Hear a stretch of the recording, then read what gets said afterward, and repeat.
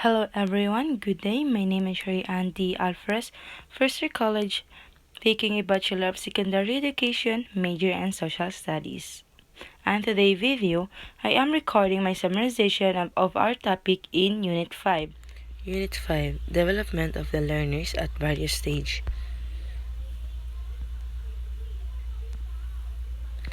Topic Week 13 Socio-Emotional Development of Infants and Toddlers. Week 14 Preschoolers Physical Development. Week 15 Topic Cognitive Development of the Preschoolers. Supporting social and emotional development for infants and toddlers. Each infant and toddler develops at her own rate. Social emotional development is dependent upon ongoing, responsive relationship. In addition to the social emotional milestone you review in Lesson 2, basic elements of personality are seen early in infancy and appears to be fairly consistent throughout life. Elements that affect how individuals respond to the world are referred to as temperament traits. For healthy socio-emotional development, the infant needs to establish an enduring emotional bond characterized by a tendency to seek and maintain closeness to a specific figure, particularly during stressful situations. This is the social phenomenon of attachment. According to Dr. John Bowley, the father of attachment theory, the beginnings of attachments occur within the first 6 months of a baby's life with a variety of built-in signal that baby uses to keep her caregiver engaged. Parent and caregivers help children regulate their emotion by working with them and by serving as their models. Temperaments. Another factor related to the infant's socio-emotional development is temperaments. Temperament is a word that captures the way that people differ, even birth, in such things as their emotional reactions, activity level, attention span, persistence, and ability to regulate their emotions. K. Pasik and R. Galenkov, 2003. Every baby expresses personality traits we call temperaments. How a child responds emotionally to objects, events, and people is reflection of his individual temperaments. Researchers Alexander Thomas and Stella Chess, 1977, compiled a list of traits unrelated to temperaments that include: first, activity level, amount of movement and body activity; second, regulatory or rhythmicity, regularity of basic functions such as eating and sleeping; third is approach and withdrawal, how an individual responds to a new situation, person, and place or thing; fourth is adaptability, how quickly or slowly an individual adapts to change; fifth is sensitivity, how sensitive an individual is to outside stimulation from touch, sounds, taste, and etc. Intensity, the energy level of the individual when expressing moods. Mood, the amount of pleasant and cheerful behavior contrasted to fussy, crying, or negative behavior. Distractibility, how easily an individual can lose focus on an activity because of outside stimulation. Actively like television on, phone ringing, and etc. Persistence, how long an individual will keep at an activity without giving up.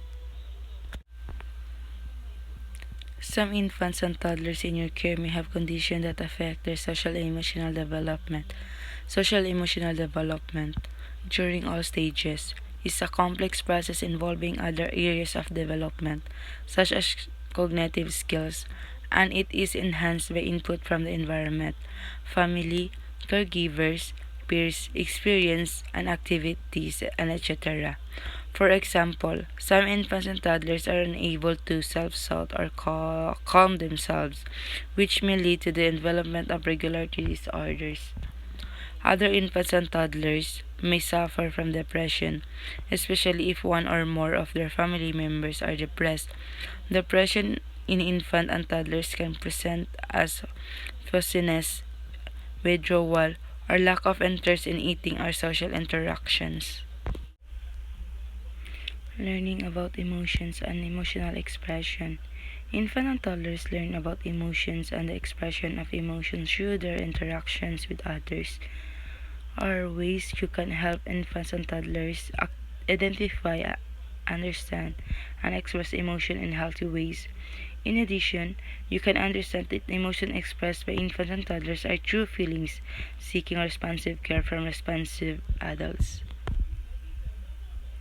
Learning play and friendship skills. Infants and toddlers are learning how to interact and play with others. Understanding and expressing emotion in healthy ways can help support and contribute to the development of social skills, including playing, making, and keeping friends, and getting along with others. Responsive and engaging environment are characterized by intentional, frequent use, developmentally appropriate interaction and experiences, including opportunities for social emotional growth. 14. Topic: Preschoolers' physical development. Significant changes in physical development. Physical growth increases in the preschool years, although it is much slower in pace than infancy and toddlerhood.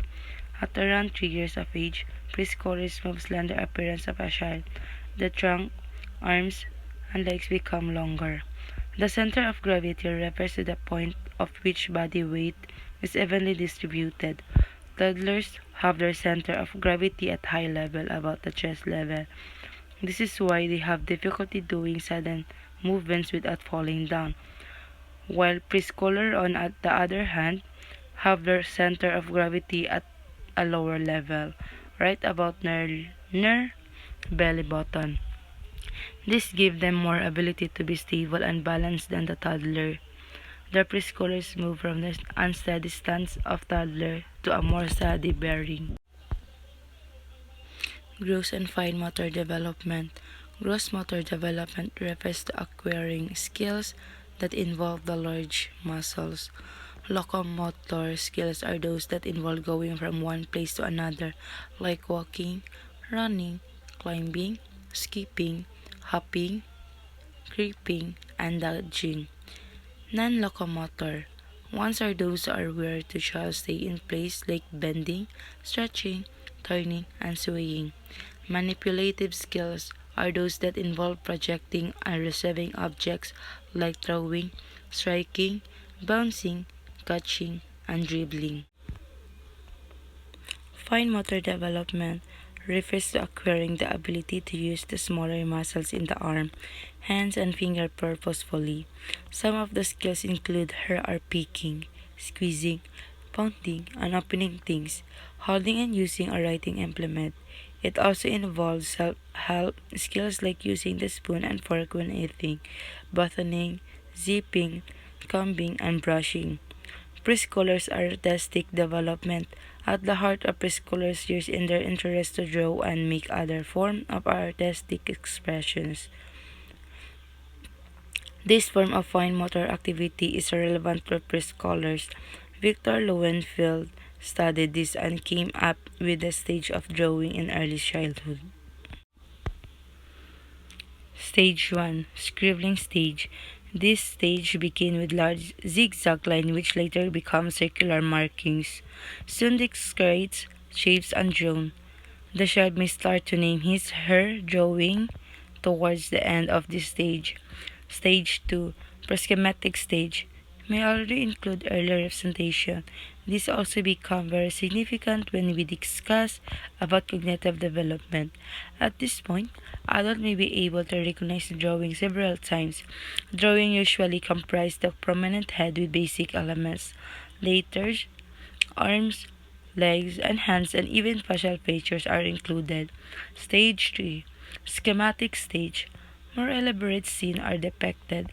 Children usually draw the experience and exposure. Drawings may appear floating in air, but eventually drawings appears to follow ground line. Preschoolers' nutrition and sleep. The kind of nutrition a preschooler gets has far-reaching effect on his physical growth and development. The preschooler's nutritional status is the result of what nutrients he or she actually takes in check against the nutritional requirements for her age. Obviously, having too much or too little both have their own negative effects. It is important for preschoolers to get sufficient amount of rest and sleep. Preschoolers are asleep that vital biological process that affect physical and cognitive development take place. During sleep, especially in the dream state, rapid eye movement stage, growth hormones are released. So okay, let's proceed the last topic of our summarization. That is week 15. Topic is cognitive development of the preschoolers. Brain connections in the preschooler years. Brain development of young children has been of great interest to the field of early childhood. Brain research finding point as to more effective way to care for and teach preschoolers. From science lesson you had in high school or even elementary, you will remember that our brain is composed of numerous cells called neurons that connect to each other to function. Cell connection are what we call synapses, sometimes also referred to as synapsis connections. Feeling an emotion and even express himself in art. As such, a preschooler teacher would often observe how a child now has transformed from dependent toddler into a proud or independent preschoolers who can now eat more neatly, enjoy reading of a book, tell his own stories among friends, build beautiful block structures, and wear his jacket all by myself. The quality of this connection depends on the quality of stimulation and exposure provided by the environment. In the preschool years, a supportive and stimulating environment is that which offer may experience involving different sense multisensorial and that what which allow the child to think, imagine and create its best.